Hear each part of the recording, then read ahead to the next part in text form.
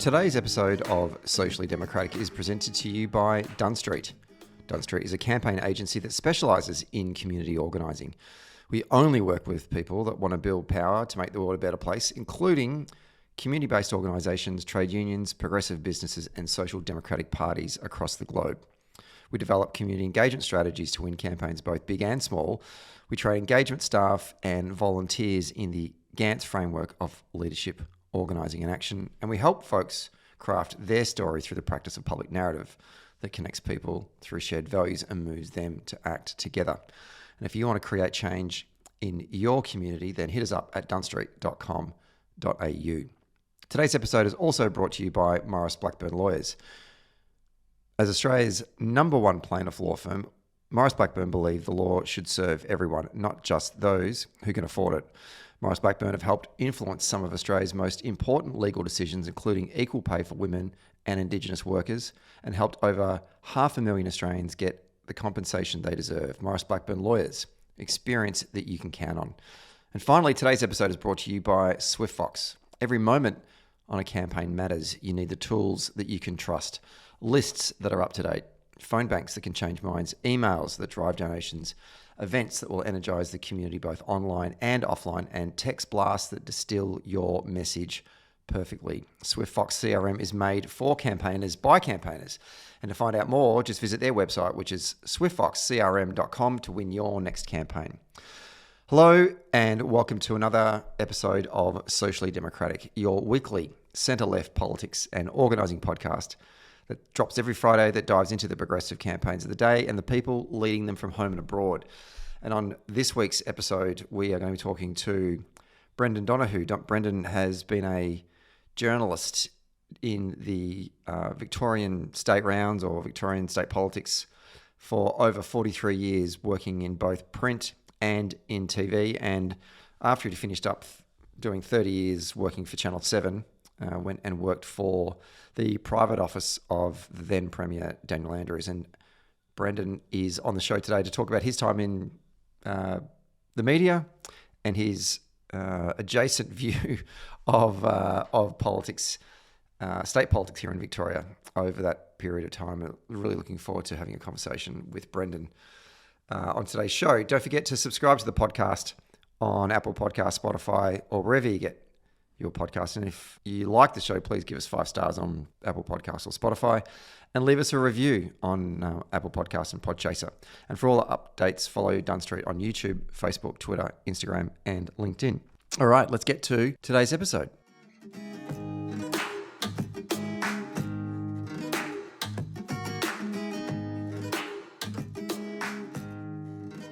We are taping this one on a Friday afternoon on the lands of the Wurundjeri people. And joining him on the line is someone with arguably one of the most experienced journalists in Victorian political history, covering the careers of the last 11 premiers, working for, beginning with The Age, so the Australian newspaper, The Age, The Herald, may it rest in peace, the Sunday Age, before shifting to TV as the state political reporter for 7 News and doing that for 30 years. And then he saw the light and joined the good guys and started working for the Premier's private office, Daniel Andrews, as the Deputy Director for Media and then the Deputy Director for Communications after the stunning 2022 Labor victory.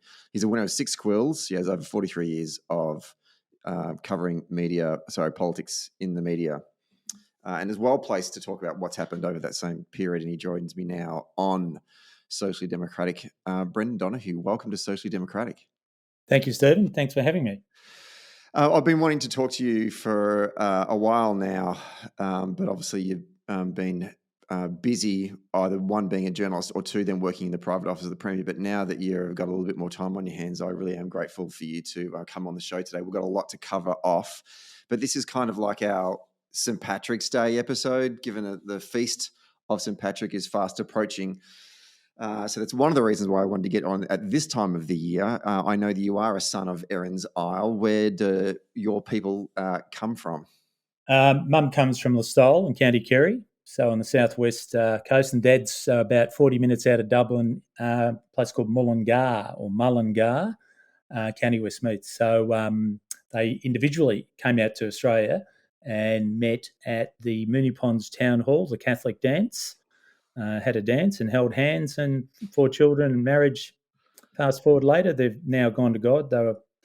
They passed away a few years ago, just before COVID, at the age both at 93. So they had a terrific life in Australia, and they were terrific parents, and they instilled in us a lot of fun, and that there's only, my dad would always say, there's only one answer, and that's hard work. But we always had fun doing it. So I've always kept to that sort of ethos, and we're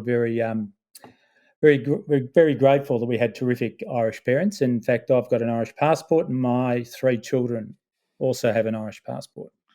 The golden ticket as well, because obviously that gives you access to the European Union as well. Exactly. They're very happy with it. In fact, 2 of them are over there at the moment in Europe, and one just came back to have another baby. So we had 3 over there at one point. Fantastic. Have you managed to get back to Ireland yourself? Yeah, I went in '86 when I was 26 and met the relatives, including my father's mother, Anne, who gave me £200. She was very excited. Now, £200 in those days was a lot of money. Then I went back in '96, bizarrely with Jeff Kennett when he was Premier. We went to Ireland, and I saw my cousins, or a few of them, back then. Then I went back in 2006, so every 10 years, with Steve Bracks. And since then, I've been back personally. Well, I lived in Amsterdam for a few months with one of my daughters. So we did some trips to Dublin, and I'm going back again in July to take my youngest girl there, who hasn't been to Ireland yet. She's living in London at the moment. So Fantastic. We're going to do the introduction. What have you noticed about the country that has changed over that? I mean, you've obviously then got this sort of like a 7-Up experience here by going back every decade, the transition of the country of Ireland. So when I went in '86, it was a pretty dark, bleak place. You could feel the bit of tension on the streets, particularly in Dublin. The economy wasn't going well. And then fast forward in the '90s, they called it the Celtic Tiger for a while, and they offered all these sort of tax incentives, and they got a lot of big American companies in there because of that. And it took off, although a lot of Irish young people leave, come to Australia or go to America or Canada or to Europe. But they started to retain people. The place took off. And then since then, they've had a bigger mix in terms of migration. And they've put it this way: there's a lot of Polish plasterers in Dublin, and they've had a boom bust, and lots of debate. And they're having a big debate at the moment about migration as well.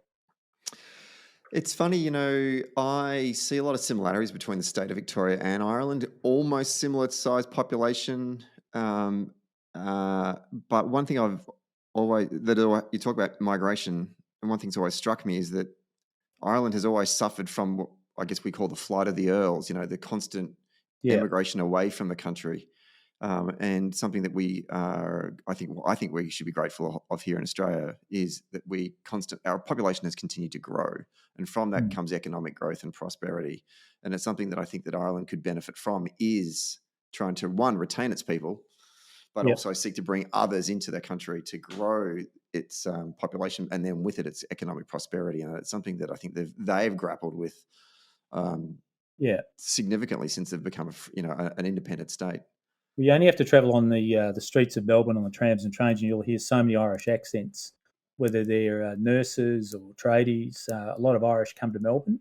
St Kilda's the epicentre for them, staying at the Airbnbs and cheap hotels and that sort of thing. But there's a lot of Irish voices around Melbourne. I imagine the same in Sydney, not too much Perth. That's more of where the Poms tend to go. But I think it's just in their nature. They're great travellers. And with the ease of travel now and cheaper flights and that sort of thing post-COVID, they do get out there and travel about.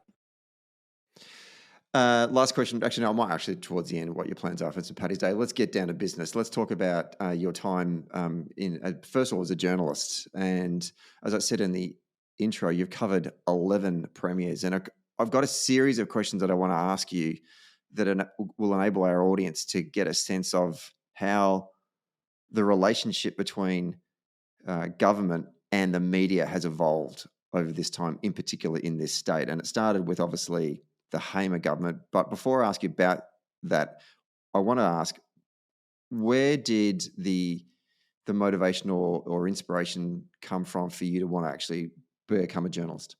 When I was in my mid-teens, I was crazy on sport, whether it was athletics, basketball, football, swimming, you name it. And I loved reading the sports pages, particularly the Herald. And Mum and Dad would bring home either the Herald or the Age, not so much the Sun News Pictorial, as it's called back then, but I'd just devour all of the, particularly the sports pages, not so much the front pages. And I would read ETU News because Dad was a linesman. He used to get the ETU News. And but I was fascinated. I thought, what an amazing job to have the front seat of sporting history and being paid to write about it. Mm. And I looked at journalists who went to Olympic Games, and I just loved the Olympics since I was a little kid. Collected all the cards you get and all that sort of thing. And I was lucky enough. I went through HSC, as called back then, the high school certificate, and I got into the RMIT journalism course. There was 45 places, 34 cadets who already had employment, and there was 15 non-cadet positions. And I must have interviewed well because I got one of the 15, and then I got employed the following year at the Truth newspaper as a copy boy. And quickly after that, someone left. Her name was Rahini Ratnaker, and she went to work for the Windsor Hotel because the Oberoi Group bought out the Windsor Hotel, which later on we may talk about how they connected with state politics. Anyway, I made a cadet on TV Week for about 18 months, and then I was moved to the Australian, where I was made the state political reporter at, I think, tender age of 20 and a half or 21. And I did about 5 years there. And then I became the national Labor correspondent as well for the Australian, which is basically the chief industrial reporter. So it was a bit of a baptism of fire. They were really incredible days. Trades Hall was jumping. The unions were really having a go. John Cain deregistered the BLF, the Old Builders Labourers Federation. Yes, there used to be a right-wing carpenters union, the ASC&J, and there used to be the Building Workers Industrial Union, which was run by the Socialist Party of Australia officials. And, of course, you had Norm Gallagher, who was CPA ML, running the BLF. And anyway, now it's all merged in the CFMEU and that sort of thing. So they were incredible days. Trades Hall was jumping, and it met every Thursday night. The pub was jumping, the John Curtin. Now it's all changed. I think Trades Hall might meet monthly. John Curtin Hotel's definitely changed over the years. Became more of a music pub, not so much a union or ALP type pub. Although I did read recently that Trades Hall has saved the place and may even be one of the owners now. So, it was a terrific start. Lots of colour and movement in those days with unions. And then I went, I went to the Age, 1985, worked up at Trades Hall, 3 years with them. And then in 88, I was poached by the Herald to cover the state election that year. And that was when John Cain was going for his third. But the economy was starting to fall apart, and there were some great stories there. We'll unpack some of those great stories as we progress through the show today. Let's go back to the Hamer government. Describe the day-to-day engagement between the press pack and the Hamer government. What was that like? It was very gentlemanly. When I went up there was probably 4 or 5 radio stations like AK, UZ, DB, LO.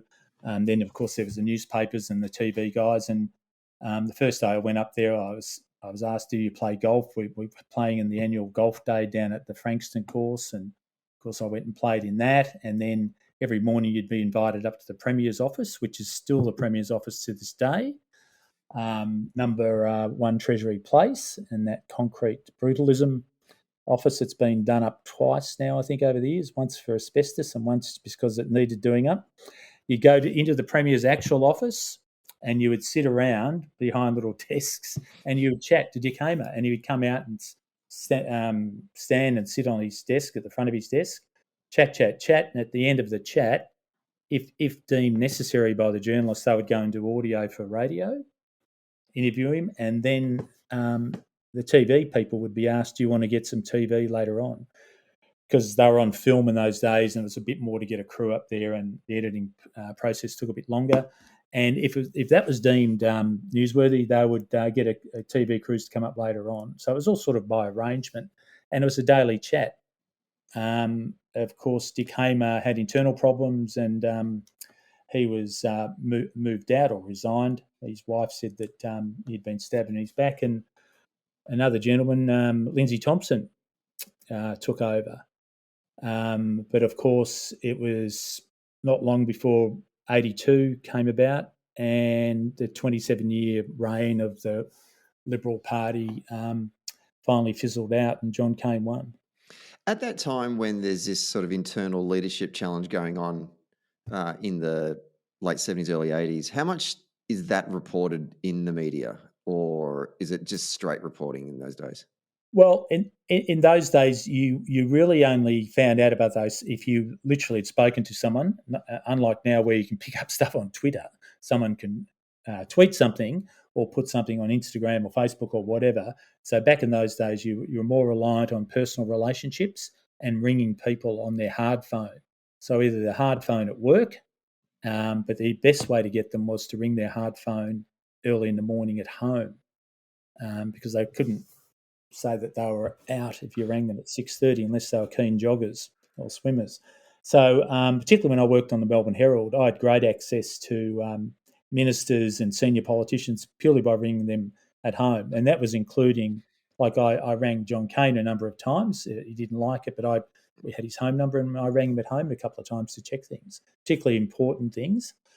And another custom that John Cain had was his driver would drop him on the southeast corner of the Treasury Gardens, so down near the Hilton, and he would walk across the gardens for the last 400 or 500 metres. And I could go down there in the morning and wait and then walk along with him, and he'd give me some quotes before he went in. Now, that just doesn't happen now. That is just insane, isn't it? There was no security at one Treasury Place. There was no security at 2 Treasury Place, where the press gallery was next door, which was the old education office. It fell apart. The education moved down to Burke Street, I think, or Collins Street, into Collins Street. And now, of course, you can't get in anywhere near the joint without a swipe card and, proper authorisation. And Jeff Kennett brought in the first security when he won in 92. Before then, you could literally walk up the first floor of number 1 Treasury Place and stand outside the cabinet room and wait for the ministers to come out, and then interviewed them straight away, like put a microphone under their chin as they walked out of the cabinet room. Of course, that's all gone now. You can't do that. The election, you mentioned before, the election of the Cain Labor government in 1982, breaking this 27-year domination of the Liberals here in Victoria. Talk to us about the significance of that election in terms of the change in direction in this state, because obviously up until that point, Victoria was regarded as, for the Liberal Party, it was the jewel in the crown, right? And then correct. And Labor was considered the basket case. There'd obviously been the blue between the industrial groupers, the right wing Catholic based group, Bob Santa Maria's army, trying to take over and hold control of unions, versus the left-controlled unions, and then unions caught in the centre. You had people like divisive characters like Bill Hartley up at the state headquarters of the Labor Party. You had federal intervention into the branch. You had a range of people trying to take over the branch, more interested in what was going on overseas in certain South American countries rather than what was going on in Victoria. And it took a long time. I think, study the history of the Labor Party. The independents were formed, John Button, those sorts, and John Cain was in the independents, and they had a focus on basically getting the party shipshape and trying to win government, because times have changed in that a lot more people were going to university, being educated. It wasn't just something that, went to blue bloods to go to Melbourne Uni or Monash or whatever. And there was a lot more young people voting, and eventually Labor had to win, but it had to present someone who inspired some confidence in middle Victoria, and John Cain did that in spades, whereas his predecessor, Frank Wilkes, didn't do that. He got very little traction and was more of a bland character. apologies to the Wilkes family, but that was the case. And John Cain presented, as we know, and he went on to win 3 elections, as a middle-of-the-road reformer. He did incredible things, particularly in the areas of women's rights and gender balance. If you look at the VRC white line, women being banned from being members or not thought of being members at all at the MCC, which is just unheard of today, and what he did in other areas like FOI, and when he had momentary control of the upper house, getting through the work safe and workers' compensation legislation, then the Occ Health and Safety Bill. You were working then for, or reporting for the Age, was it during that period, or up at Trades Hall? In 82, I was at the Australian. Yep. And all through that sort of what I'll call the peak of the apex of the Cain government's reporting on it from an industrial standpoint. Just talk to us a bit about the relationship between Trades Hall and a Labor government all through that period. Well, a little bit like now. Every state conference that was held, either 2 or 3 a year, the unions were quite active in asking for things, and of course they weren't always followed by the government. And the government, as time went on, started to had to borrow more. The economy was going bad. We had the state bank fail, the Tricontinental bank disaster, the Victorian Economic Development Corporation collapsed. We had a lot of people leaving the state, and confidence was basically shot at the time eventually. And you as a journalist, so you're reporting on this. I mean, how are you approaching this? Because obviously are you based in Trades Hall? Like, are you just trying to get the stories from the union movement? Based up. Well, when I was state political reporter, I was based at 2 Treasury, and then when I became the national Labor correspondent for the Australian, I went up to Trades Hall. But you don't have to go there on the day. Yeah. But I always covered the Labor Party conferences, so I was basically always covering the Labor movement in a broader sense. Yeah. But when I was working with the Herald from 88 for the 88 election, I basically would start at 5:30 at number 2 Treasury Place, which is now the Education Office. That's where the press gallery was. You get in there early, you'd make your phone calls, get the MPs or ministers or opposition leaders or whoever at home, get the story, phone file it straight away, and then it'd be on the streets at 11:30 or so in the first edition, and then there might be another edition about 1:30 or 2. And it would have a big impact on the day. The Daily Herald, it was referred to often in TV newsrooms as that night's rundown, because they used to take a lot of the breaking stories out of the Herald and run them up the top of the bulletin at 6 o'clock, because the stuff that was in the Age and the Sun News Victoria was a bit stale by 6 p.m. That sort of 88 to 92 period, which is sort of starting to see the downward trend of the then Labor government with Cain, and then obviously transitioning into Kerner, it just seemed, and I was sort of in year 9, 10, 11, it just kind of seemed like bad news story after bad news story after bad news story. How much do you think the media played a role in the downfall of those Labor governments? Fairly significant, and I was part of it. I was the one who I got a hold of like 3 years of VEDC, the Victorian Economic Development Corporation's minutes, and I can't say where I got them from. I can tell you it took a long time to read through them, and they were just a goldmine of stories about how the government was using. They had capital of 45 mil, which doesn't sound much now, but it was a lot back then. And they used the VEDC to prop up building companies who took on the BLF. They used the VEDC to try to bring in overseas banks. There was all these great sort of stories about the VEDC. So State Bank collapsed. Everyone understood that. Tricontinental, a big corporate bank, also collapsed, and the VEDC collapsed. So there was just stories aplenty, and the stories were the king. They had to be reported on, and they were. But there's no doubt the rust bucket state sort of tag stuck. The budget was like a piece of Swiss cheese with so many holes in it. At one stage, I think there was 1 week under Joan Kerner, when she was Premier between 1990 and 92, where they were talking about borrowing to pay the education payroll. So things were pretty dire. And of course, when your credit rating slips and money becomes more expensive, it gets harder to borrow that sort of money. It wasn't the only state in trouble, and it wasn't the only country suffering at the time in the late 80s, early 90s, but it was pretty bad in Victoria. And I think the net debt went to about $33 billion.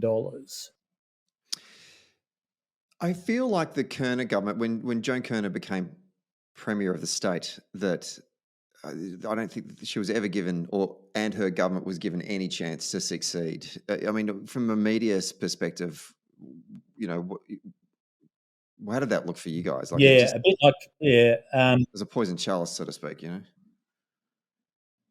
Yeah, it was poison chalice is often the description. Of course, Carmen Lawrence had been made the Premier in Perth, so there's a bit of contrast there. But Joan Kerner was on a hiding to nothing. I mean, the cabinet was leaking. I remember there was a classic story on TV once, Tears of Fury, I think the headline was, where one of the right-wing ministers, I think I know who it was, he's dead now, had leaked to Channel 9 that Joan Kerner had broken down in cabinet and cried. So the headline that night was Tears of Fury, because she'd asked them to all come back with certain budget cuts and that sort of thing. And they'd all told her, well, not all of them, but some of them had said to her, no, I'm not going to cut this and that. So the government was sort of falling apart internally. And just before the election, Steve Crabb, who was the Scottish transport minister, wily bloke who wanted to be leader, he held a press conference on the eve of the election, basically saying Labor's internal polling is so bad, can you please vote Labor so that we have enough seats to have a basis or a skeleton of an opposition? It was looking so bad. They basically appealed to voters saying, look, we're going to get smashed. Can you just give us a couple of seats so that we can have, in a democratic system, some form of an opposition? Because Jeff Kennett's just going to wipe the floor. And he did in 92. Before we turn to Kennett, looking back on the coverage of the state's first woman premier, is there elements there of the reporting? I'm not talking about your own reporting, I'm just talking more broadly, like the polka dots and stuff. Is there, like today, that kind of reporting just would not fly? No, there was too much emphasis on what she wore. There was obviously the polka dot story grew, and she said she never used to really wear polka dots, and I think she may have later on because of that. But the newspapers did sort of focus in on what she wore. There were some unfortunate clips of her in a swimming pool. She went to a factory, and a forklift hit her in the head when Lindsay Fox was there. There's all these sort of things happened, but she was a real trooper. She kept turning up. She kept fighting. But she was fairly there was too much emphasis on basically on body shape, what she wore, what shoes, that sort of thing, and not reporting on what's actually what the business of the government was each day. Let's talk about the Kennett government. So he gets elected in 92. How does the relationship between the government and media change or differ from the election of Kennett? Well, Jeff's a very confident person, still is. You could say arrogant. He immediately banned the media from coming straight into One Treasury. So you couldn't literally go upstairs. There were security guards were put up there. There was security doors put in, that sort of thing. I wrote a letter. I think I might have been president of the press gallery at the time. I wrote a letter complaining. He wrote a letter back saying that Channel 7 wouldn't expect that he could walk into Channel 7, and I shouldn't expect that I could walk into his office. I did point out that one was public and one was privately owned, but that didn't fly. Look, the Kennett years were fairly incredible because they were fast and furious and colourful. The media loved Jeff Kennett because, in today's parlance, he was clickbait. He sold a lot of newspapers. He did a lot of things. I mean, he would go overseas and come back. Well, every cab's going to be pink or yellow or whatever. He got rid of poor old Mr. Silvertop had Silvertop taxis. They went, so all cabs suddenly became yellow because Jeff said, we had 210 councils and something we had 71 or 72. A lot of people.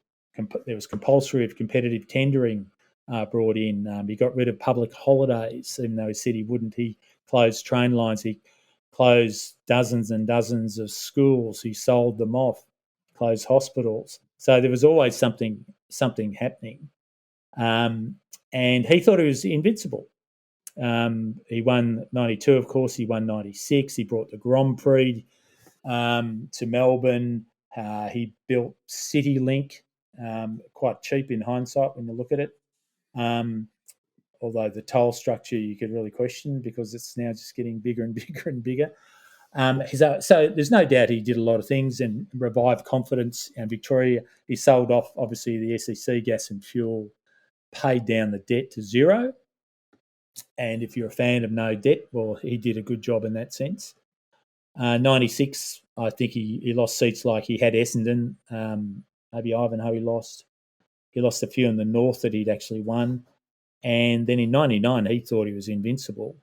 But one by one, he'd attacked so many groups and categories of people. He didn't realise that a lot of people, he may publicly been the darling of the Herald Sun and other groups, media groups, but a lot of people in society were pissed off with him, and that's what happened in 99.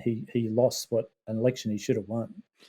We'll come back to 99 in a moment. I want to get a sense from you. I mean, to your point, he was good for business, for journalists, because it gave you guys good stuff to write about.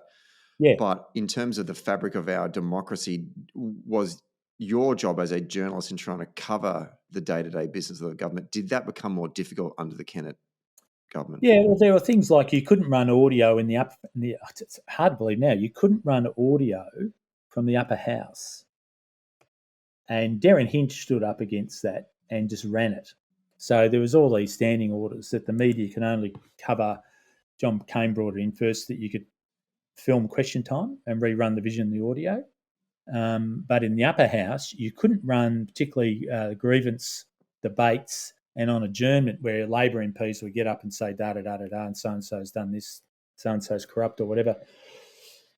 Technically and legally, you couldn't run that sort of audio. So there were those sort of things that we had to fight with. He would also take you on wild goose chases. Like he'd say he was in Warrigal that day. You'd go down to Warrigal, you'd turn up. Then he'd say he was going to Ensay, and you go to Ensay. And then he was saying he's going back to Trafalgar. And you'd say, when are you going to talk to us? And then he'd just sometimes just drive off and not talk to us. And he'd just do his own thing. So he was very, very frustrating. But he was also very entertaining. Very entertaining for the media. He was great at grab. So the audio grabs were good. The visuals were normally pretty good and just unpredictable. You didn't know what he was going to do.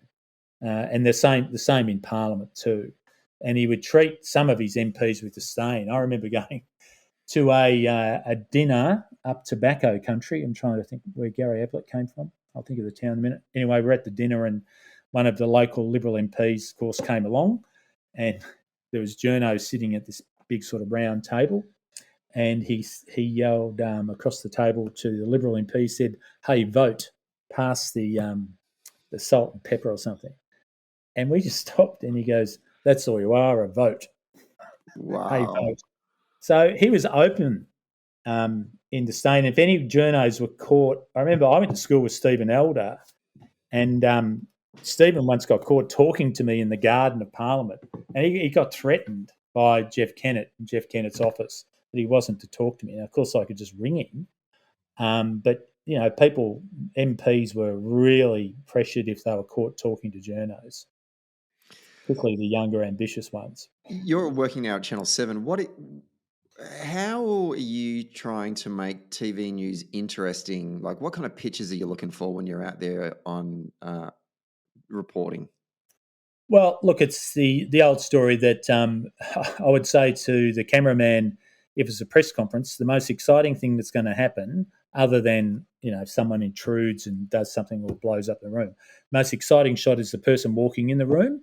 They may fall over, and the most exciting shot is when they walk out. They could trip over as well. And if you miss that shot, I don't ever want to see you again. Yeah. So I was 30 years. I think I said to the cameraman, "Can we please get the walk in?" So a lot of TV stories are chronological. They start with the person walking in the room, making the announcement. They end with the person leaving the room.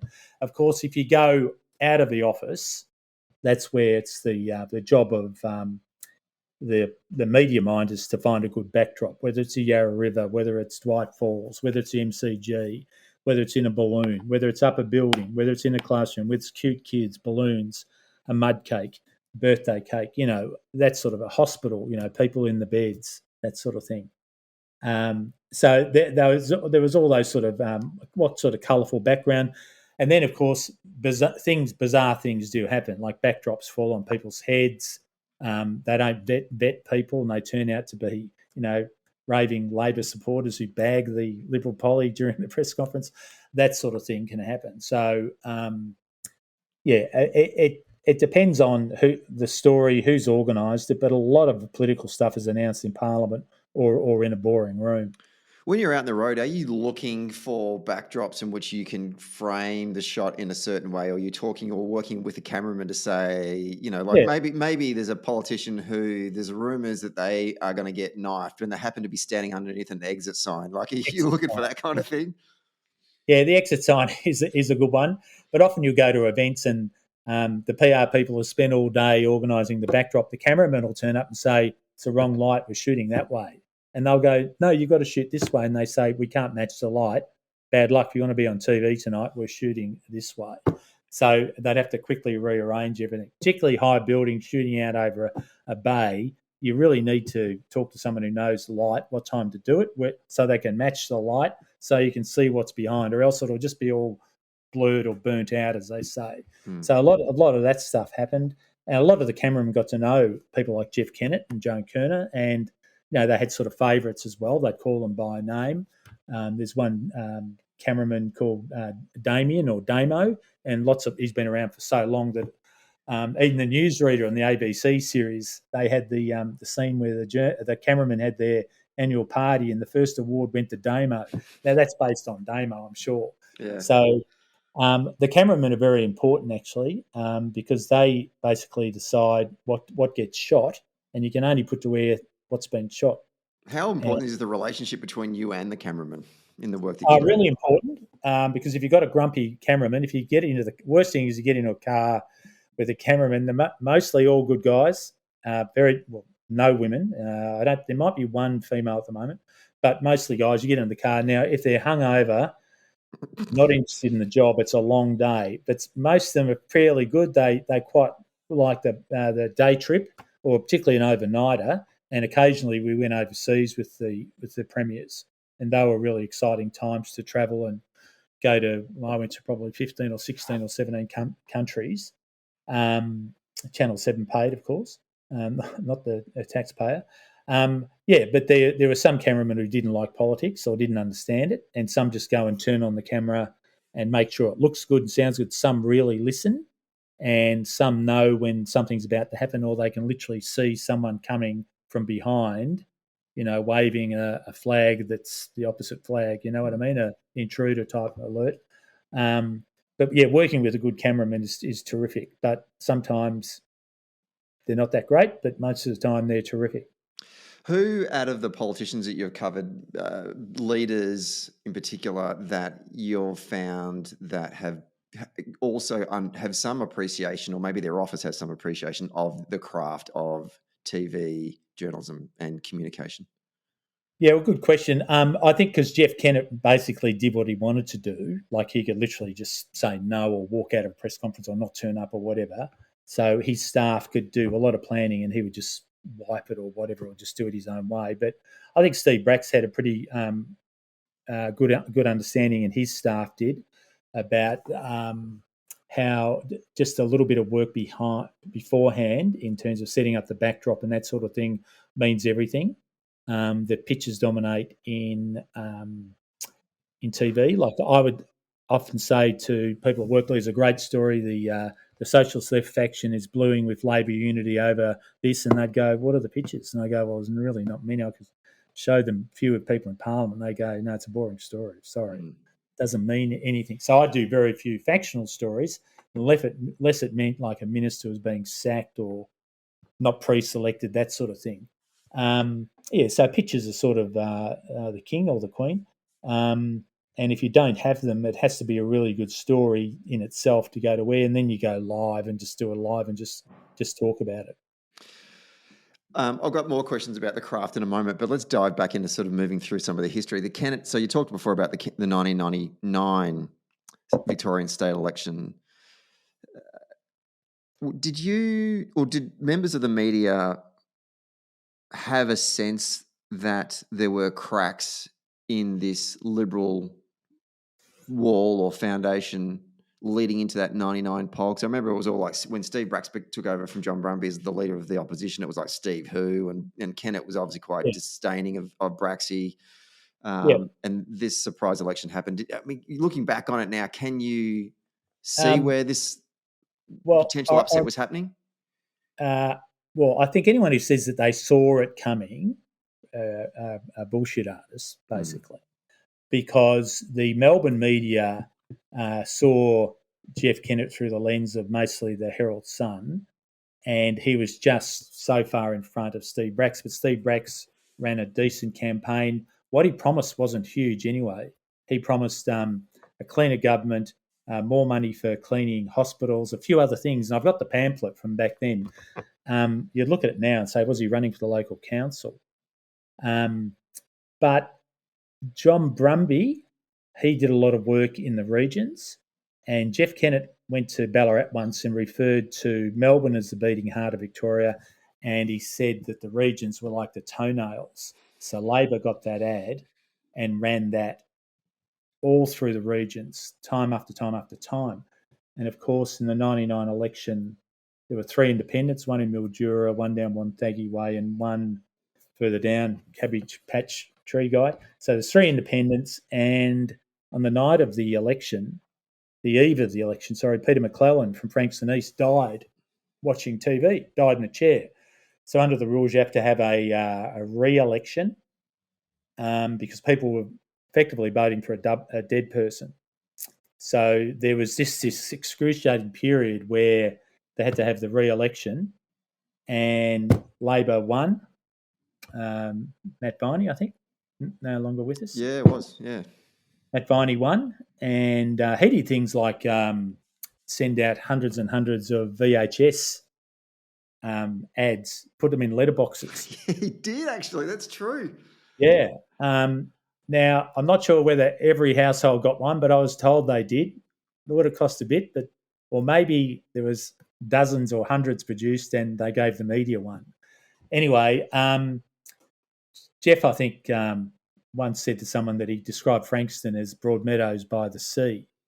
I've never heard him say that publicly, but he sort of had this sense of he knew that he was on a hiding to nothing in a way in that re-election. He went down there a number of times. He sort of didn't want to be there. You could tell. He didn't really get behind the Liberal candidate, a female whose name escapes me at the moment, Sherry, I think her name was. Anyway, they lost, and the 3 independents, Tim Pallas got in a light plane, flew around Victoria the day after of the re-election and got the signatures of the 3 independents, and Steve Bracks became the Premier in a minority government. Remarkable. And Jeff was shattered, his staff was shattered. They couldn't believe they'd lost so many seats, particularly in the regions, and that 3 independents had got up. Of course, Jeff had been very rude to the member for Mildura. He called him naughty words in Parliament. So he was always going to go with the Labor Party. And there was Susan Davies down Wonthaggi Way, who was more left-leaning. Former member of the Labor Party, in fact. Former member of the Labor Party. It was a fairly bizarre thing, but that was the end of Jeff Kennett in that sort of parliamentary sense. 99, and it was also the day that Essendon lost the unlosable prelim to Carlton. So I, being an Essendon supporter, I was in shock that night. David Johnson, who's an Essendon supporter, who co-hosted the election night coverage with me for about 6 hours, he was in shock. Not just about the Kennett result, but about Essendon losing as well because of bloody Fraser Brown tackling. Let's take a quick break to talk about SwiftFox. Every moment on a campaign matters. You need the tools that you can trust. Lists that are up to date, absolutely. Phone banks that can change minds. Emails that drive donations, and events that will energise the community online and offline. And text blasts that distill your message perfectly. SwiftFox CRM is made for campaigners by campaigners. And to find out more, go to swiftfoxcrm.com to win your next campaign. Okay, let's get back to the show. Played a blinder. I handed out in Bentley that morning, and then raced to the MCG to go to that game, and then raced to the after party for Braxy down in Williamstown. And we were all crammed in. You would have obviously been there, I'm certain. And if you remember, it was a lifesaving club, I think, and it wasn't a very big place, and it was packed. Like it was like sort of felt like you're on a Japanese, like a Tokyo train at peak hour. Yeah. And watching you guys as Braxy tried to cut through the crowd to get to the stage with the media pack, it was tight. Yeah. Well, the next morning, the Sunday morning, Jeff Kennett went to the tulip farm up in the Dandenongs, which was his tradition. And I'd been to, unrelated, this after the coverage, I went to a dinner party out in Blackburn, fairly senior journalist place, had a big night, and I walked in and they said, "Kennett's won, hasn't he?" I said, "No." And they said, "What?" They stopped. They were all quite drunk at 11:30 or 12 when I walked in. And I said, "No, it looks like he's lost." They said, "Bullshit." And I said, "No." Anyway, the next morning, I was a bit hungover, so I went to Williamstown to meet Steve Brax, and I was the only crew that went there. Everyone else went up to Dandenong, but I could only really face a smaller trip to Williamstown. It turned out to be the best thing I did anyway, because I got great vision with Steve Brax down at Gem Pier at Willietown. And people coming up and hugging him, that sort of vision. So that was terrific for Channel 7. Talk about Brax as both a leader and his how he presented in the media, because I've had friends that were media advisors during the Brax era, and their take on him was that he was there was an authenticity to how he communicated in an interview, but sometimes so authentic that the media advisors had to go and try and clean up some of the stuff he had said. But in the end, it didn't matter because it was his positivity and enthusiasm that was so infectious, and it was a part of this Braxy charm that people loved him. I want to get a sense of what was it like from the other end with the holding the microphone. Well, there's no doubt he was actually quite nervous at the start. A couple of his advisors came to me and said, "Can we get some advice about Steve Brax in the press conference?" And I said, "What?" They said, "Look, he sweats too much." And it was true. He was a bit of a sweater, and he's not the first premier who reacts to the bright lights and the tension and the anxiety and the pressure you're under. He would sweat, and quite profusely. So my advice was you basically get a bit of pancake makeup, you whack it on, it blocks the pores for a number of, 15, 20 minutes, enough time to get through a press conference. And he actually did that, and he grew in the job. He was quite nervous at start, and often Steve would say the simple things that always got to run, like, "This is a great announcement for Victoria. This is great for Victorians. This is great for Victorian schools." And then the media would fill in the rest. But he was, I think women loved him because he was a good-looking rooster, and still is. There was a picture of him coming out of the beach down at maybe Altona or Williamstown with John Brumby, and there was a bit of a contrast. John has a skinnier body that's whiter, and John had on black daggy footy shorts. Steve, was fairly, and still is, fairly ripped, darker, swarthy, and had the black Speedos on. they both came out of the water, and there was a bit of a contrast. And I do remember a couple of female producers at Channel 7 saying, I think Steve Rex is going to win. He strong Lebanese genes, does Steve. So yeah, and also I think it was interesting. Some people try to portray him from the other side as being simple and not up to the task, but he proved not only did he win 3 elections, he got out when he wanted to get out, and then he went on to gather all of these other roles outside, whether some people struggled to get any commercial roles, whether he had people queuing up. And besides his pro bono work with East Timor, he had banks, developers, super funds, you name it, all lining up saying, can you go on our board or be advisor at NAB or whatever? And he had 6 or 7 things straight away, whereas some other premiers have struggled in that area because companies don't want to touch him. That's interesting. And just the way you sort of summarised the Braxy era, like won 3 elections, 2006 being a historic landslide, goes out on his own. This is rare. And you're sort of thinking to yourself, a bit of a unicorn when it comes to Victorian Labor premiers. We'll never see his likes again. We'll get to someone that we did see again into the future. But before we do that, we have this sort of Brumby into Balliol transition. I just want to get your reflections on it's not easy in our Westminster system when you hand over to someone like when Braxy says, I'm done, I've had enough and I want to go spend more time with the family, and you hand over to someone else. But in the US political system, you actually just don't, got term limits. So you stop running and then someone else gets democratically elected by the people. But in our Westminster system, when you have this transition, you got someone in the job that actually hasn't been elected by the people in a general, right? I mean, it's very hard to win. So Jane Kerner, of course, wasn't elected and she lost. John Brumby, who was a very good communicator, more forensic in his approach to things, a very smart guy, could speak across a number of topics. He had a lot of interest in medical issues and research into them and reform of them. He had, of course, the Labor machine behind him, and people thought he would win. But Ted Balliol came across as a credible leader. He had a couple of policies, PSOs on stations, railway stations, in terms of more safety at night from 6 to last train, that sort of thing. And he got up by 1 seat. So I remember it was at the Broadmeadows Town Hall or the Hume Council Town Hall on the night where Rob Hulls had to come out as deputy and say, the results in the mail, code we've lost, and Brumby had to cop it on the chin. Very hard for an unelected leader. People don't like, I don't think, unelected leaders. They want to elect their own leader.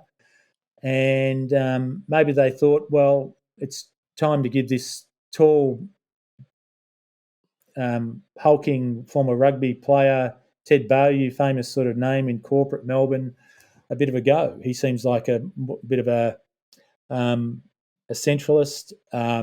He's not going to go around privatising everything. In fact, I think Ted sued the Labor Party and won over some of the ads they ran about Ted's company, links to companies about selling off private assets like schools. And he got up. And, of course, Ted got dragged down from within because he only won by 1 vote. That's the worst result, is to win by 1 vote, because one person can drag you down, and he did, Jeff Shaw.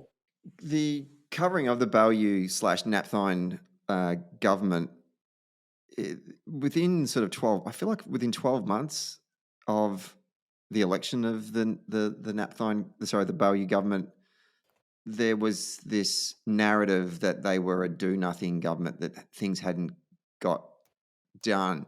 Is that something that you think came out of the media in terms of your own critical analysis of what they were doing, or is it, where did that, because that surprised me. I thought that was, on Labor, right, obviously, but I thought that was harsh. I was like, geez, they've only been in for 12 months. You got to give them time to settle in and get into the swing of things, right? Yeah. So I ran the 2011 New York Marathon, and we trained a lot in that year because we could run in the morning, because the Balliol government often wouldn't do any in the morning. It would tell you at about 11:30 or 12 that it was going to do something at 1 or 2. So myself and the ABC guy and the Channel 10 guy often would go for runs. We'd take our phones with us, but we'd turn up to work at 8 or 8:30, and 10 o'clock would say, well, there's nothing happening, let's go for a run. So we trained for a marathon and half marathons and that sort of thing. And there was a lot of talk about in the Bayou private office, Premier's private office, that on the desk there was a lot of files that weren't quickly ticked or crossed. They were sort of sitting there in limbo. Ted, well, I remember when he left, he didn't do a press conference.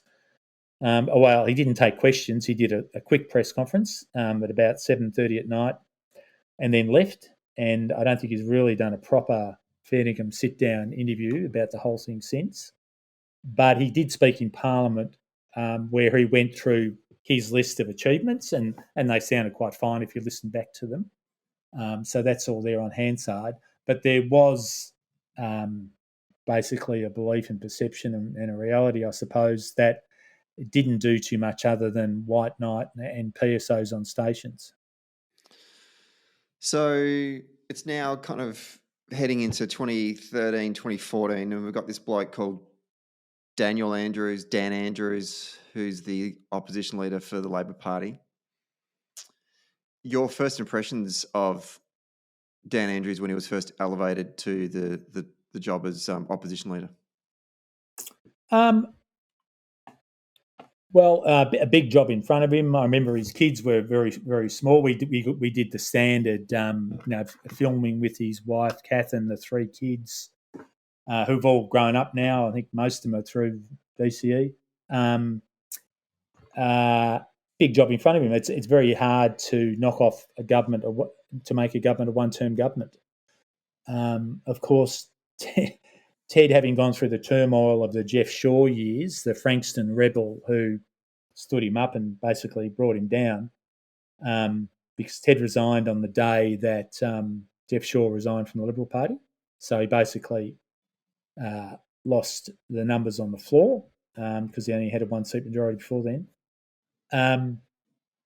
Then you had the Dennis Napthine come in, and Dennis Napthine had never been popular, never really resonated with the wider community in most opinion polls. And he went gung-ho. He tried to do a lot, promised a lot, whether it was the airport rail and trade with China, and went to China and all sorts of things.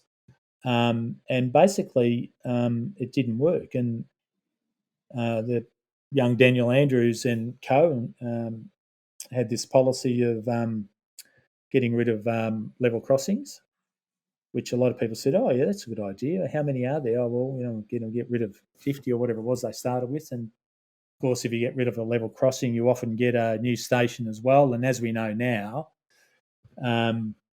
the opposition went against it, which is probably they regret now. The government at the time.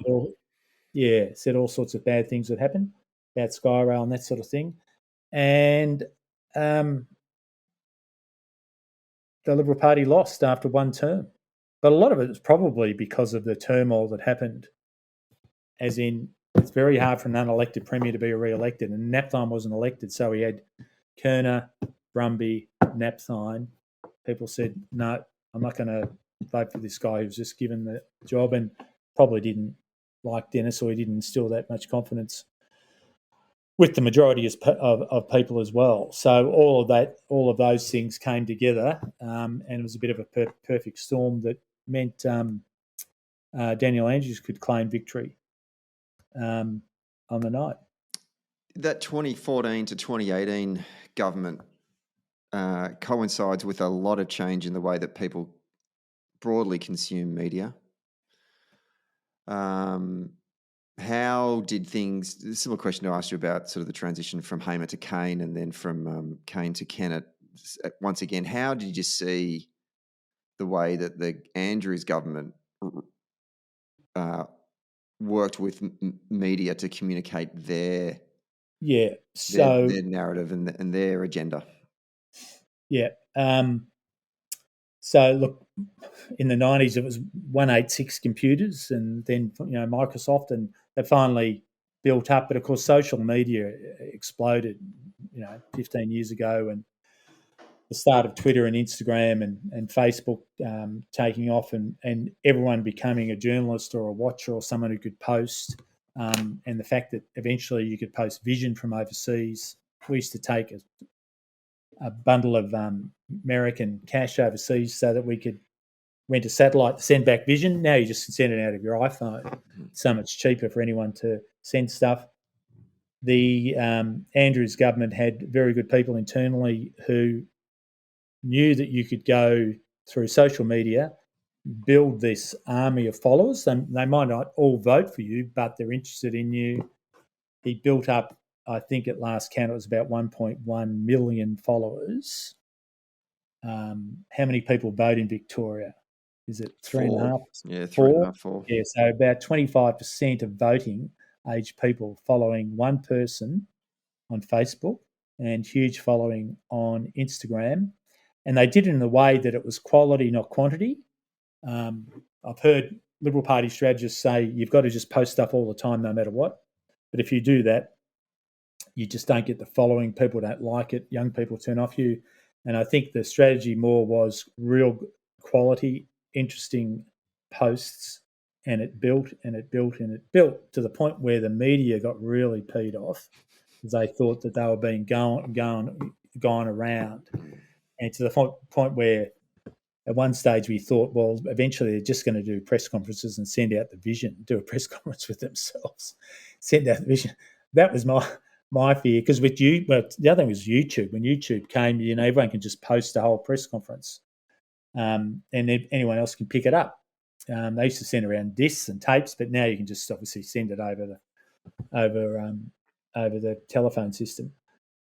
So there was a bit of tension between the gallery and this just continual building of this sort of credible social media following, which the Liberals couldn't do and still can't do. If you look at John Pesutto's or Liberal Party's Facebook page, John Pesutto's Facebook, Instagram and Twitter, Matthew Guides, who they twice trusted to lead the party into elections, they're just nowhere near. They had just nowhere near the cut through that the Labor ones do. So there was some pretty smart people in the Premier's private office who were behind that social media strategy, and you might know some of them. I may do.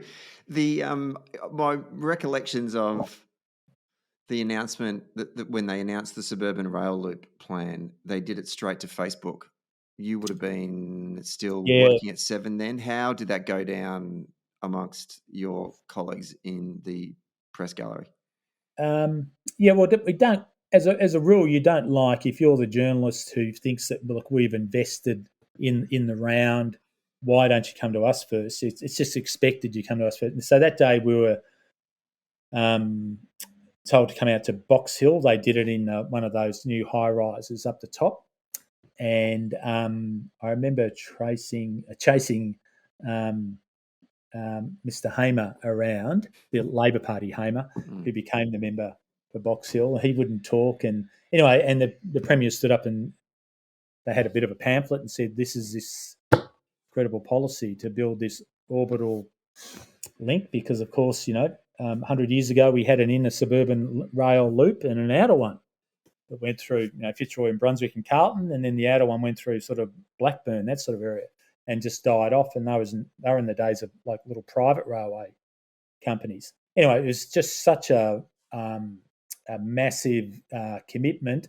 Very little detail about the costs, because who could cost something that is to be built over 30 or 40 years? Anyway, it got a great run. It resonated with the people out there, because if you look at the seats that Labor won at the next election, and then you look at the seats that Labor won at the 22 election, got even bigger, because of course the opposition at the last election said pause or cancel the SRL and use the money for health and other things.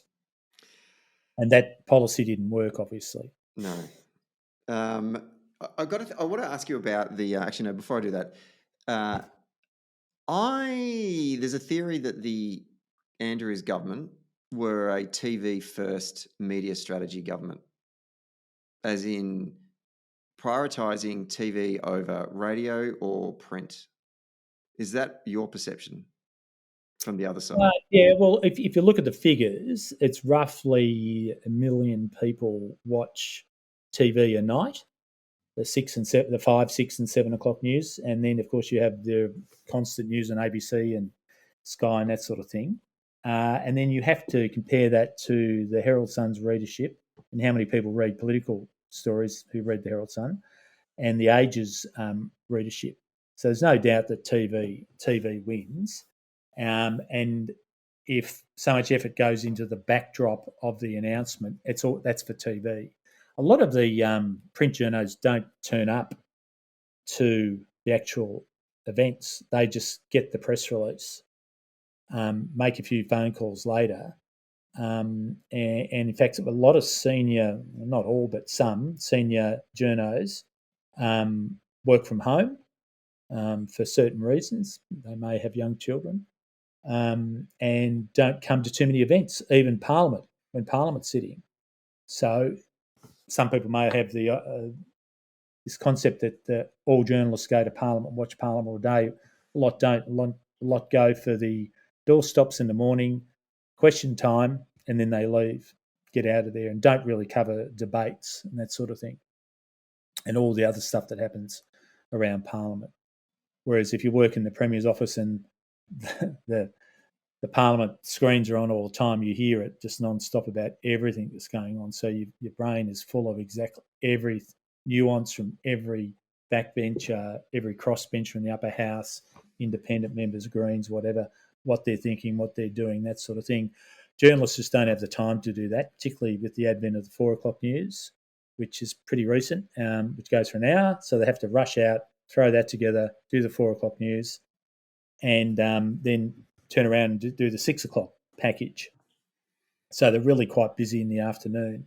And that's why most of media events are held at 10:30, 9:30 in the morning to give them time to get there, do it, go off, do question time, and then go back and do the 4 and 6 packages.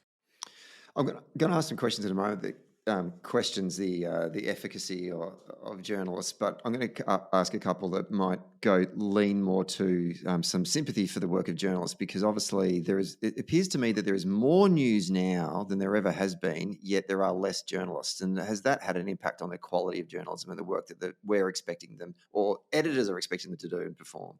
Yeah, well, there's no doubt there's fewer people around. I think there's 11 groups if you count the Guardian and Sky. I'm talking about the new entrants.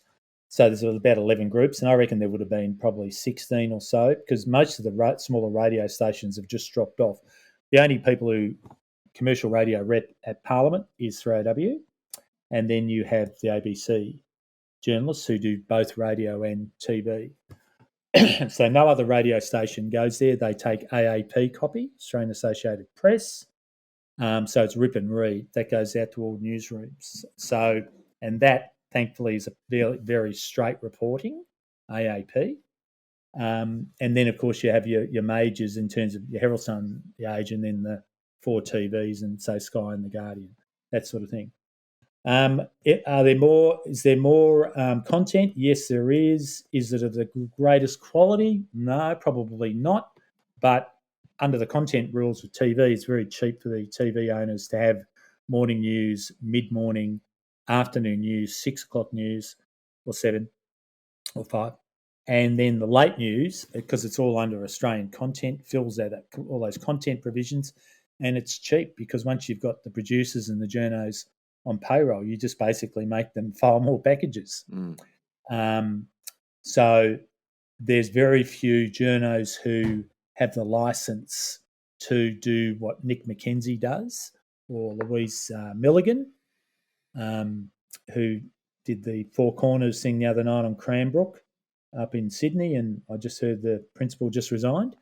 So there's very little long-form work done, particularly in television, and little FOI. There is an FOI officer, worker, employee at 7, but based in Sydney, who has to try to juggle all of the state's FOI requests. So, yeah, little capacity or want to do long form stuff. They just don't think it's worth it. A little bit's done with the Nick McKenzie types, who's pretty incredible journo, and a little bit's done by Four Corners, obviously, because the ABC does have the resources and the time to do that long form stuff, investigative stuff. Do you think that consumers don't? I kind of think that folks are. Consumers of media are, I won't say craving, but I think there is a desire or an interest in longer form reporting. I mean, podcasts, for God's sake, like some of the most popular ones are the ones that are like these series that do a long form investigation into some kind of crime that happened in Minnesota in 1971, right? I mean, like, people clearly are craving narrative that is in a longer form. And I'm wondering why we're not seeing more resources invested into the types of things that like Four Corners does and Nick McKenzie and Louise Mulligan. Yeah. Well, it's funny with those sort of things. The podcasts, they're done, particularly the crime ones, they're done by the journos who are working flat out, but they decide to do a podcast on the side. Excuse me. And if you ask them about that, they may say, "Yeah, we did that. We do that early in the morning, or do that late at night, and I have to get together with my colleague to do it." And they're sort of side things they do. They like doing them, and it means they can talk a lot more. And because if you look at a general story on TV, is literally about 8 or 9 paragraphs. Like if you held it up once, I remember it was held up once in a court case, and the judge said, "That's the TV script," and it was like a bit of paper and about 6 paragraphs and a couple of grabs. So the average story might go, 140, 145 seconds or something. It's seven or 8 paragraphs and a couple of grabs and a piece to camera. Whereas podcasts, you can talk for many thousands of words for an hour and a half. And because it's something that people only go to if they're interested in, well, they're going to be interested in it. And they don't mind listening for whether in the car or in the morning or going for a jog or a walk or whatever. They don't like they like that sort of curated stuff where you can go straight to. And a lot of stuff, people get their information not so much from the broad mass media anymore, but they just listen to the stuff they want, whether it's video on demand, audio on demand, podcast whenever they want, or they just look at their feed and whatever they're popping up on their phone.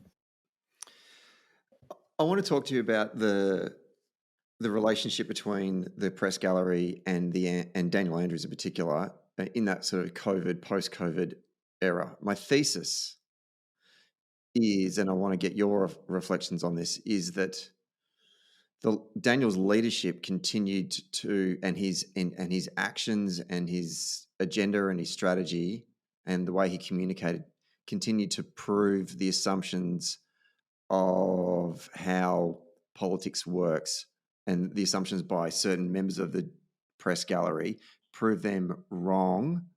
And every time they were proven wrong and they'd gone on the record about how they thought things would play out and they were wrong, that they would then write about justifying why they were wrong, thus then writing about themselves and appearing like they're up their own asses, and then getting backlash from their readers and then having to then justify the backlash against their readers, therefore getting further up their own asses.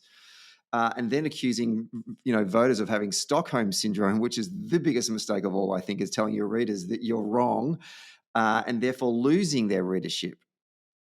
Discuss. Yeah. What do you think about that as a thesis? Well, of course, say the Premier may do 3 press conferences a week, and you can work out the days if you follow politics. I'm not going to tell you, but you can work them out. In this instance, we have of course, an international crisis. We have press conference after press conference after press conference. We have people literally tuning in, 1.5 million, 2 million people for the Daily Dan show at 10:30 in the State Theatre. And after a while, I think some journalists got so caught up in the fact that they had to work from home, or they were inconvenienced, but it was such a big story. Some journalists lost sight of the story, and some journalists thought they would become part of the story. So I remember saying to one journalist, he rang me and he said, "I'm doing a story, you're restarting flights." And I said, "Well, that's news to me." And he said, no, it's happening. I said, well, this is a great story. What proof have you got? He said, I got an email. I said, well, okay. I said, well, I look forward to seeing a tear out of the email. Of course, the story came out, no tear out of an email. Sources say, sources say, sources say. It was complete crap, absolute crap. It hadn't been discussed. And I said to him, this is just wrong. I don't know why you're writing it. Oh, I've got this email. I said, but who wrote the email? Now, I'd like to know, if you've got an email, this is a great story, We don't know about it. The government doesn't know about it, but we're planning to do something we don't even know about. So people started to get away with it. It didn't matter what the integrity of the story was. Sources say was enough. And I might add that there's a lot of sources in politics, particularly in election campaigns. A lot of journalists now rely on sources. I can't say who they are. I don't know who they are, but it's very rare, in fact, to get people to go on the record and be quoted in important stories. So if you go through the election campaign, sources say Daniel Andrews is toxic with women. An internal poll, the Labor Party's campaign headquarters is believed to be reeling. Sources say, I'm working at the campaign headquarters going, what? Are we reeling? Are we really? The latest polling is 55.5. So who's reeling? What source are you quoting? And of course, you can't do much about it because the journalists can never give up their source. And of course, sources, I've often quoted sources. But I think there's a slight overuse in sources. Anyway, but back on the topic, during those daily dans, when they got over 100 in a row, because they were such a big theatrical event with a huge audience, some journalists thought that if they were to make a name, they would raise their voice. They'd repeat the question 3 times about restrictions in the meat industry and whether it would affect veal cutlets as much as lamb backstraps and whether it would force up the price, stuff like that. And then there was just the sheer, you'd know when someone would come in, they'd have a camera on them, plus the normal camera on the Premier. You knew, well, this is just done for theatre. He got through that. I think most of the feedback we got, that was like 60 to 65% of the public thought the settings were about right. They didn't like them, but they thought they were about right. And roughly 15% thought we didn't go far enough and wanted us to go further. And then about 15% thought we'd gone too far, didn't want any restrictions. COVID didn't exist. And part of the media was, they were just torn between COVID doesn't exist or it's very minimal, or you're not doing enough to stop that one truck driver coming across the border of New South Wales. We're all going to die. So you've got to make up your mind. And of course, the truth was somewhere in the middle. And the Liberal Party actually reflected the media's sort of Arthur or Martha approach, because they couldn't work out whether they were pro-lockdown, supportive of the medical advice, or whether they were just trying to say that COVID didn't exist. So they ended up being all over the place and falling between two stools. Your transition into working for the private office of the Premier, your expectations going in, what did you think that the work of a staffer was, as it related to how you knew how they worked from a journalist perspective, and then going in and actually doing the work yourself? What was like, okay, this makes sense, and what was like, oh wow, I didn't realise that this is what this involved? Well, I knew the results of what the office did because I saw the results from reported on all the time, but I didn't know the exact nuts and bolts. And I knew some of the people behind the results, but I didn't know exactly what they did and how they did it. But I soon realised that it was basically planning, and that everyone had their job to do. And whenever there were meetings held, number of days out from the announcements, or Parliament tactics and that sort of thing, everyone had their role to play and everyone played it. And I thought it was quite a really hard-working office. I was a little bit shocked by the hours, but they were pandemic, hours for a lot of the time. I worked harder in the office than I did as a journalist in terms of pure hours, because at Channel 7 or, you can stop at 6:15 and switch off, whereas working for the Premier's office, you're always working, and you'd often work till late at night, particularly during restriction changes. And then you'd start early because you had to know what was in the media and how to react to it and that sort of thing. So it was physically quite draining. I had to reverse my brain because my brain was geared to finding out stories and then telling people about them. And I had to reverse my brain to have all this information in my head and not talk about it when I was with my friends and colleagues and family. And living with another journalist, I had to basically often come home from work and I'd be asked, "How was your day?" And I'd say, "Good." And I'd be asked, "Well, what did you do?" And I say, "Yeah, fair bit." Stuff. I really couldn't say that you were, something big is happening with the Commonwealth Games or something, just the day before or so. So stuff like that. But you get sort of used to keeping things tight, and that was one of the strengths of the office. I think that there was a lot of smart young people, particularly female, who were doing a lot of hard work, who would all come together in those planning meetings and they'd plan a good result or a good announcement. And whether it was liaison with Trades Hall, corporate stakeholders, parliamentary team, departments, media, digital communications, you name it, they all sort of work together. And there are proofs in the eating of the pudding when you look at the results, particularly the 22 election. How much do you think the influence of the media on election outcomes has evolved in your time as a journalist, and as well as working in the Premier's office as well? Yeah, it's a good question. I think when I first started in the 80s, a lot of papers were closer to papers of record, like the Sun News Pictorial. State political reporting was he said, quote, quote, he said. It was really quite very straight. Things became more politicised, obviously, when Rupert Murdoch took over the old Herald and Weekly Times. And as time has gone on, it's almost as though people are sort of pushed into taking sides. I don't think AAP does, by the way. I think, as I said before, they're very important sort of wire service that is very straight and very fair, which is terrific because it goes out to all newsrooms, country newspapers and radio stations. As for the effect on the voter, I think in the past, if the Age wrote a negative story about a minister in the early 80s, late 70s, they'd be gone the next day or be, on really shaky ground. Now, you can do pretty bad things and not get in trouble. It sort of is like the public don't care or it's expected. You can lose a lot of money or projects can blow out to a certain extent, and the blowback is not that great.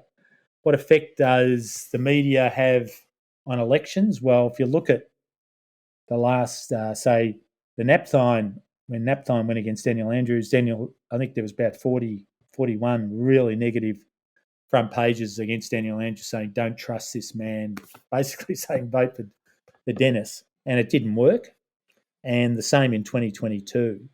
Fin Review Australian and Herald Sun openly endorsed Liberal Party, which is their right. The Age endorsed Labor at the last election. How many votes they push around?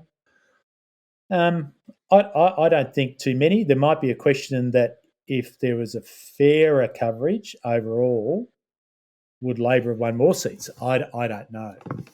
So the result was, 56 out of 88 went to Labor. Liberals won 19, less than 25%. So just purely on those stats, it doesn't endorse the concept that having the big media group behind you so blatantly actually wins you seats, because the Libs actually lost 2 seats at the last election. And Labor gained 1, and that's what gained 3, and the Greens gained 1. So it's not borne out by the stats. Impossible to work out exactly, but I don't think those sort of that blatant boosterism works. So why do you think they keep doing it though?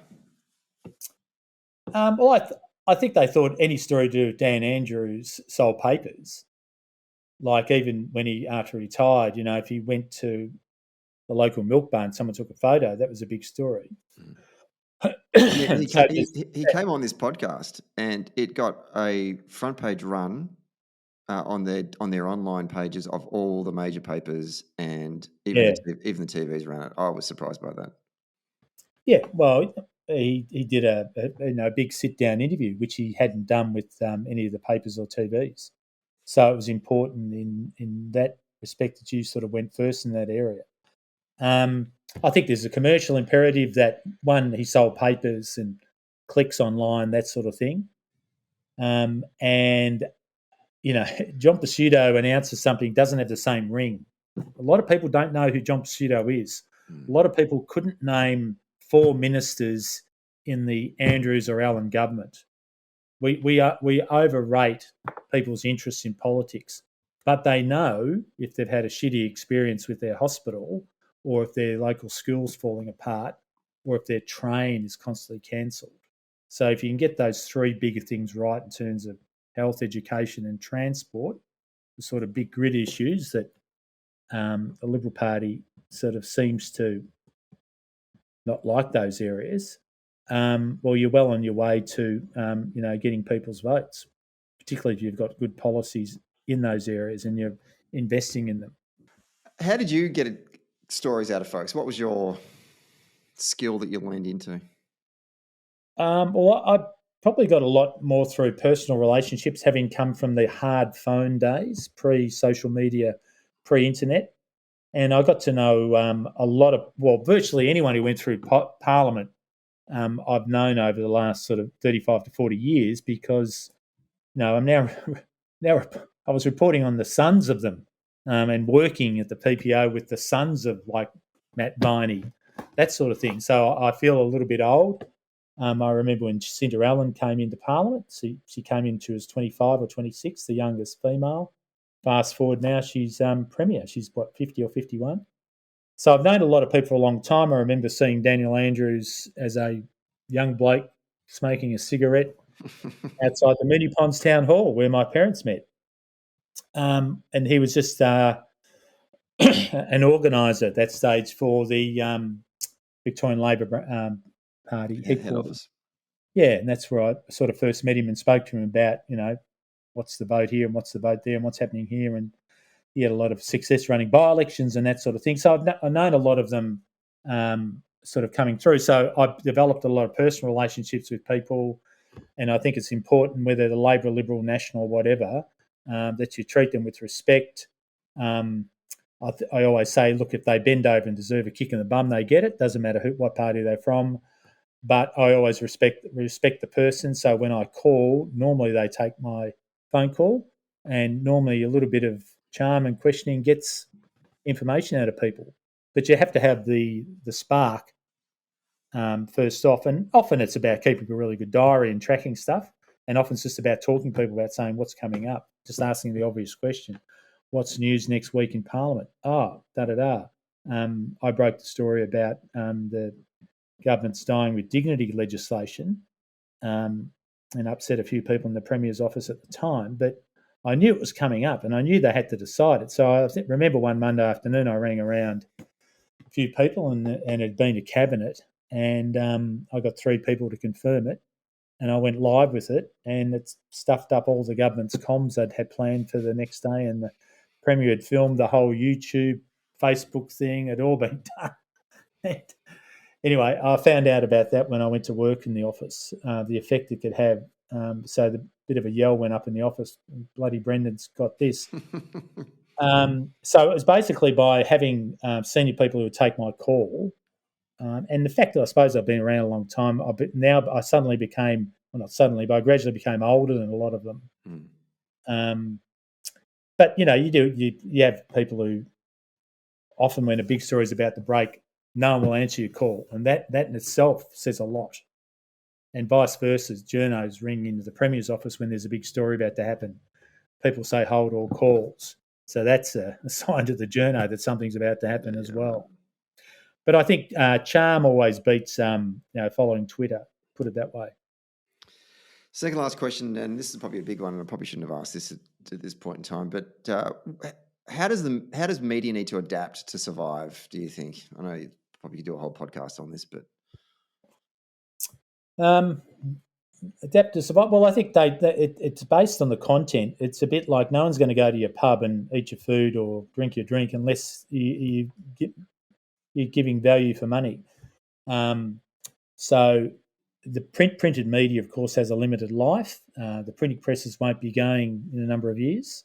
Just not worthwhile cutting down a tree and making paper and doing it. Of course, most things are online now. No one reads newspapers. You go on a train or a tram, no one's reading a newspaper unless it's some old duffer going in to check on his shares in town.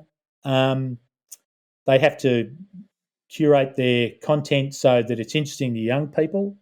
I've got 3 kids in their 20s and early 30s, and they're not interested in mainstream media. They listen to podcasts or whatever they want on YouTube or whatever sort of streaming medium, but they're not really interested in mainstream TV news. So you have to, whether you use minor channels or all those secondary channels that TV stations now can have to appeal to young people and try to get a generation to hook onto you, because if not, they'll sort of be lost. Majority of people who listen to, say, 3AW or watch the 6 o'clock news are fairly old. There's not a massive audience under 35 or so. There's a lot of adapting needs to be done. We are in an era, though, that, Taylor Swift, breaks her ankle would be the biggest story, would probably be bigger than, Joe Biden's taken to hospital after he breaks his hip. So, and the Taylor Swift thing would go longer and sell more papers and whatever, be more clicks. So celebrity journalism is always going to be quite big. Where to get the best Palmer, the best coffee, stuff like that. So maybe they have to go more into that sort of information.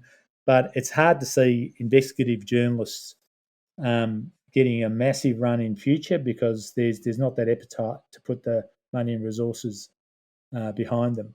A lot of the papers do podcasts now, of course, but they're fairly, focused on, the crime area or an historical wrong, that sort of thing. So they go back over the years and find out who really did what to who and that sort of thing, and they're interesting to people.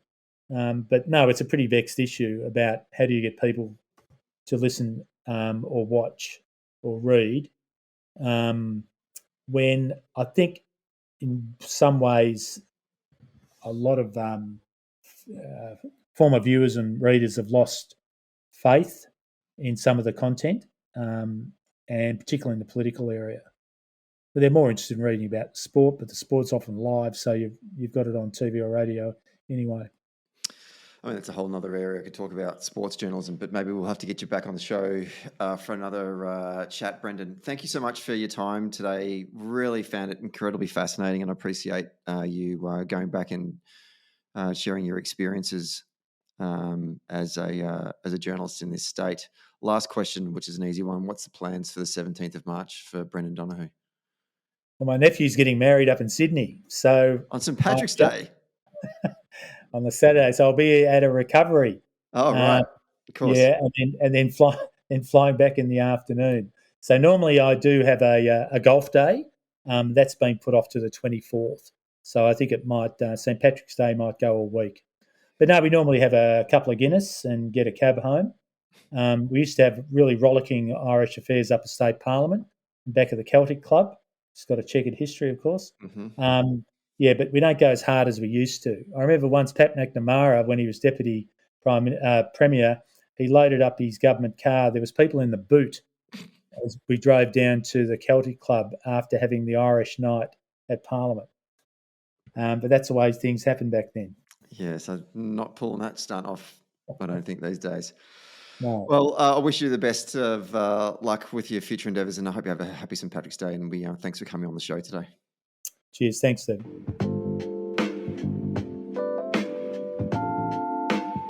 Thanks for listening to Socially Democratic. Did you like the podcast? Hit the follow or subscribe button and be sure to leave a review on Apple Podcast or Podchaser. And to get all the latest on Socially Democratic, follow Dunn Street on Facebook, Instagram, Twitter and LinkedIn. And we'll see you next Friday.